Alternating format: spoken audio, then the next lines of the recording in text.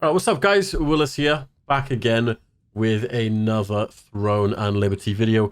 In this video, guys, we're going to be going over some news. It looks like Throne and Liberty have been basically telling us how loot finally works in the boss fights. So we're going to be taking a look at that, as well as some news. So yeah, once again, because you guys are amazing, we're going to be giving away some Lucent in this video. You guys can pick the bronze, the silver, or the gold pack. Just simply like the video, leave a comment with a orange heart, and make sure you're subscribed to the channel. Winner will be announced towards the end of the week. So yeah, it looks like Amazon has released some loot distribution rules. As we know, it is a bit confusing sometimes about the whole contribution and how it's basically affected your loot or how it works. If it's tracked individually, not party. So yeah, we're going to take a look here. Loot distribution rules. Conquer devious field boxes, courageously explore abyss dungeons, and more in pursuit of Silicium's greatest treasures. Before we dive into loot rules, you'll first need to understand contributions and event items. Contribution is earned by doing damage against the enemy and healing friendly players in battle while said enemy is active. Contribution from healing is acquired for healing players both in and out of your party when participating in guild level events. This is for field bosses. Now, one of the questions which came up was, do you actually have to heal damage, or can you just overheal people? So I feel like that needs to be explained if that's an actual thing. Because I feel like healers most of the time could just go into a clump of enemies and just heal so many people at once. Event items. Loot dropped during dynamic event that is collected to turn in for an event progress. For example, wolf tails in the wolf hunting event. Here is an overview of loot distribution by activity. So general activities, open world farming, abyss dungeon farming, quests, contracts, dynamic events, co-op dungeons, excluding the final reward chest, applicable enemies, normal, elite, party elite. So the distribution rules for this. When an enemy dies, loot is assigned to the player who first earned contribution, dealt damage in this case, to said enemy. If the player is in a group, loot is assigned to the player's party instead. In this case, the drops from the enemy have an equal chance of distribution across all party members. The only exception is a party member that has no contribution and are out of range will be excluded from the drop pool. All items evenly distributed when possible. This means that if there are 10 items dropped for a party of 5, each player should receive 2 items. If even distribution is not possible, it will randomly select a player to receive extra drops.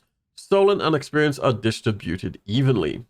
Peace bosses and guild raids. Applicable enemies, field bosses, arc bosses. So this is how the peace bosses work. When a peace mode field boss dies, all players are sorted by individual player contribution. A guild's overall contribution does not play a role for a peace mode bosses and guild raid. Interesting. Players must meet a minimum contribution to be eligible to receive loot from the boss. There are 2 drop types that come from a peace mode boss. Contribution drops. Each item is distributed based on chance according to individual contribution. Random drops. Each item is randomly provided only to remaining players who did not receive one of the contribution drops. A single player is only eligible to receive one of these drops. In other words, a single player cannot receive more than 1 epic equipment item from a single boss encounter. Stolen and experience are distributed evenly. So here's an example. Let's assume that a field boss drops the following loot when defeated. 1 sword, 1 mask, and 1,000 solent. And then the random drops are 1 boots. Assuming you've met the minimum contribution requirement described above, if your contribution was 3% of the total contribution, you would have a 3% chance of acquiring either sword or the mask. All players that met the minimum contribution would have an equal chance to acquire the boots, the random drop. Regardless of the total contribution, any player who receives epic equipment is unable to attain a second piece of epic equipment from the same boss. Once again, this is for peace mode bosses. So yeah, it's not about the guild's overall contribution, which honestly I thought it was. It's all about the individual player. So let's have a look at the conflict mode bosses. I guess they're different with this. Applicable enemies, field bosses, and the arch bosses, the weekly bosses. Distribution rules. Loot is assigned in a 2-stage process. First, loot is assigned to a guild, then the loot is assigned to players within the guild. When a field boss dies during a conflict mode, a guild's contribution is calculated as the sum of the individual contribution for each player in the guild who participated in the fight. The guilds are then sorted based on contribution, so guilds that meet a minimum contribution to be eligible to receive loot from the boss. Loot items are distributed based on the chance according to the guild contribution. Note, unlike the peace mode bosses, dying to an enemy or another player during a conflict mode boss will result in the player losing 70% of their individual contribution, meaning it reduces the guild's total contribution at the end of the match. Once a guild has been assigned an item, all participating players within the guild have a chance to obtain the item. Talent and experience are distributed evenly, obviously, yeah. So here's an example for the conflict bosses. Let's assume the field boss drops the following attribute: 1 sword, 1 mask, 1,000 talent. If players A, B, and C had 10, 15, and 20% contribution respectively, and all belonged to the same guild, the guild's total contribution would be 45%. That means the guild would have 45% chance to acquire the sword and the mask.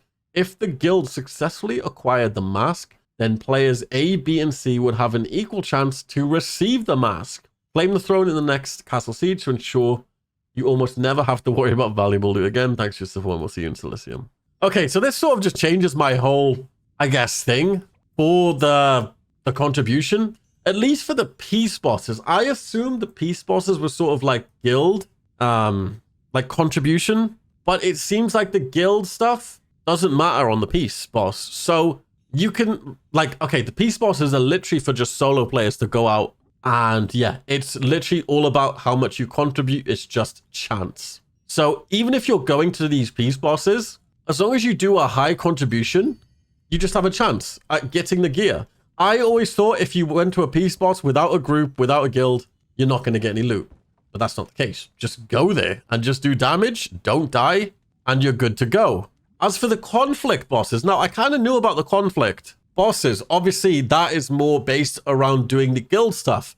It's the guild that contributes the most in the conflict fight when there's just guilds fighting each other, which is why you always see some guild just spamming the boss. So yeah, it looks like Amazon have released the first month stats for Throne and Liberty. It also reveals that 4.5 million players have been spending 133 million hours and more in the game. In the first month in release of Throne and Liberty, players have had over 133 million hours. Amazon Games has released a number of new stats showing what the first month in Silicium was like after its release. Yeah, 133 million hours, 996 million quests, 3 million new players in the first week. Pretty insane numbers. Yeah, let's take a look at the little graph they made here. 133 million hours. The deadliest boss is Malakar, killing over 4 million players, then Morokai, and then Minzarok. Most killed enemies is the Shrewd Wolf, the Gallo Knight, and the Black Boar. 996 million quests completed, 227 million contracts, 85 million PvP kills, and a unique player count of 4.5 million. Crazy huge numbers. And yeah, hopefully it continues and the game does not die off. I would love to keep playing this game. I'm having a ton of fun in the PvP. Speaking of PvP, we're currently looking for more people for our guild, guys. So I know a lot of you in my last video sent me a message. Obviously, we are working on getting most people into the guild. Obviously, we do PvP every night. It is a PvP guild. If you would like to join, be sure you're over 3,000 combat power. Join my Discord. Send me a DM. Once again, you have to be willing, I guess, to server transfer if you're not on the Conquest EU server. Yeah, other than that, just make sure you're active as hell. You love PvP and you want to be part of one of the top guilds on the server. Can't say much more than that. So yeah, come and join the Discord if you want to join the guild. But yeah, other than that, guys, I will see you in my next video. This has been Willis Gaming, and peace, guys.